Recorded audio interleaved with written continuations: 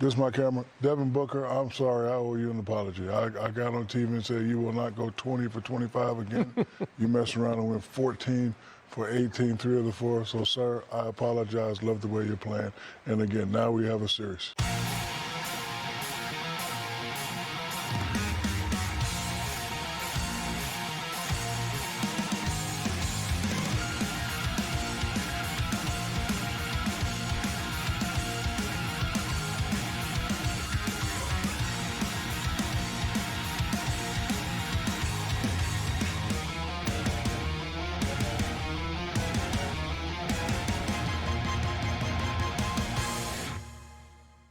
An apology, I wasn't really familiar with your game. After watching this episode, I'm genuinely worried for Nilv or anyone else after whatever is going to happen with Lango, because how in the blue hell he or anyone else is going to match to Lango's fucking aura?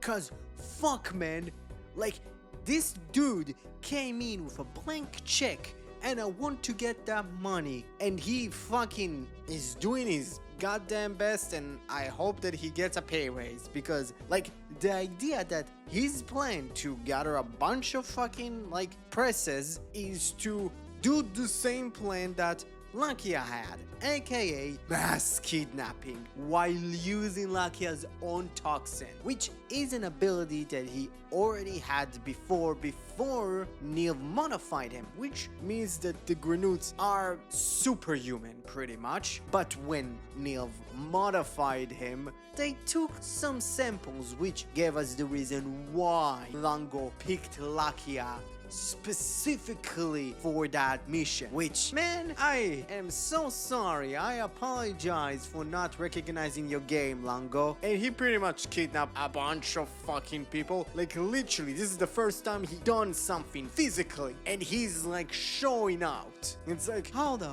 fuck that works? Like literally, he's showing that he's way more competent than anyone else in the show. Also, he did blow a plane, so that kind of makes him a terrorist. At least I think so. And that fucking fight scene, bro, is fucking aura farm. How the fuck you look at this and out of context not tell me this is the final, this is the first fight of the final arc, because out of context literally that looks like it. It kind of also feels like it, to be honest. Like yeah, outside of the really coolness factor of his moveset and his fucking big ass sword and him being able to fucking teleport again, how the fuck Lizelle, fucking Boca, Neil is going to match up to this?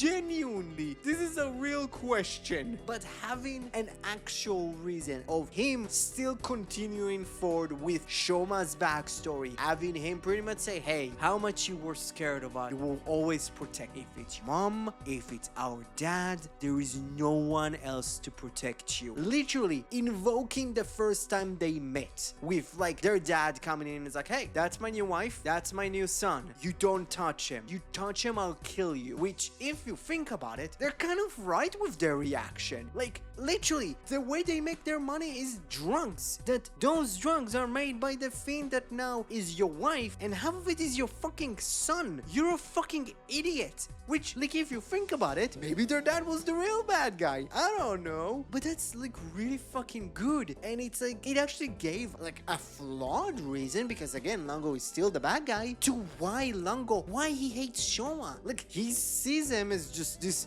brat. It's like, you grew up and you were defended your entire life. No one ever wanted to attack. Now, there is no one else to protect you. Now it's your time to die. But you know what? I wish you were never born. Like this, that was a cold ass line. Like, you were never meant to be born is genuinely like, oh my god, this guy's the fucking villain. Again, how the fuck you can say that to a guy that literally 6 months ago lost his mom, and that's like the person that like did it pretty much, and having it also be that person be your brother, kind of. And it's like, yo, and like the moment when he said that, like, it's not Shoma being sad and mopey. Shoma gets angry, and it's like, oh, Shoma, let's fucking go. And having kind of both Overmode and Lango looking strong in the end worked, because yeah, like Overmode did bash the like walls that Lango can pretty much project, but he still kind of was able to at least apprehend them for a bit. Like, that was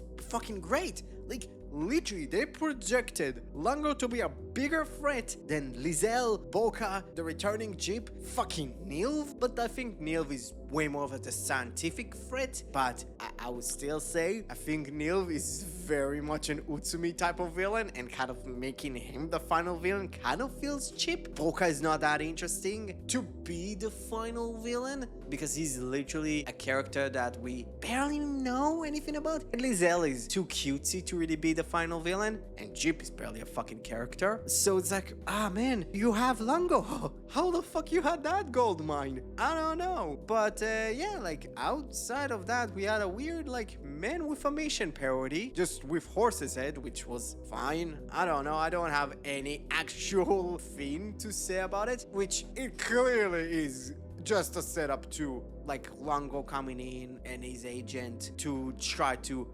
kidnap like a mass fucking like presses, which could be funny that the entire band is just like agents and grenades. You know, that would be a great fucking like big reveal, because like the point in the show they kind of made is like, oh, they blew up out of nowhere. It was like, oh, they're grenades. I would be kind of disappointed if they're not going to be, but not that much. I don't know. But oh, Lakia is getting some shit. First of all, he's actually learning Japanese, which it is cool. It shows how much he actually cares about now the new world that he lives in, but also feeling regretful for pretty much living with his secret of, hey, I never really told anyone about the mass kidnapping. Like, the only people that knew is Nilv, Suga, Shoma and Hanto, Lango and Glato.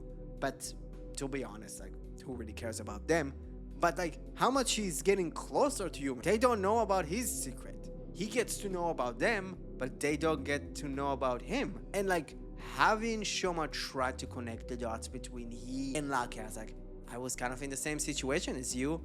And like, having Hanto pretty much say, your situations are semi-similar, but they are very much on the completely wrong direction. And having like, Shoma tries to like tell him, hey, keep it to your heart, but if you feel like the time is right, just try to do it in the right way. And having Lakia find Dente that, yes, he's not dead. Why the fuck they filmed that weird sleep scene so dramatically? I don't get that. But having him coming in and pretty much tell him, hey, I need you to help me to pretty much create an antibody for my toxin, was great. They're giving Lakia something to do more. That's amazing. I don't know. This episode was fucking great. This one gets an A+. And if we talking about Gavv, they already fucking released a V2 to the Arc 3 promo, and with the way that kind of this episode ended with Lakia's driver actually getting slashed, and the V2 of the third arc promo having Lakia's final form, which I don't care, fucking like big bold opinion trash Toku over here. Lakia has literally the best run of suits. Literally from base to final form, best run. Don't give a shit. I would fight people about this. But like with the way that pretty much the Vram upgrade kind of looks like, yeah, it's going to be a Dente design. And it's, I think, a remold of like the Frappe custom, which in my opinion works. And you know what? Oh man, that'll be great. I fucking love this. This suit looks amazing. It has a fucking horn. Rob is my favorite. I don't care. So, what you thought about Kamen Gavv episode number 35? Comment below, let me know. Thank you very much for watching the video. Please, if you haven't helped us, if you liked the video, please smash that like button. If you haven't helped your subscribe button achieve its true goal of becoming a subscribed button, please do. Thank you very much for watching the video. Don't forget, you're the only one that can prevent forest fires. Thank you very much, and have a great rest of your day. Bye bye.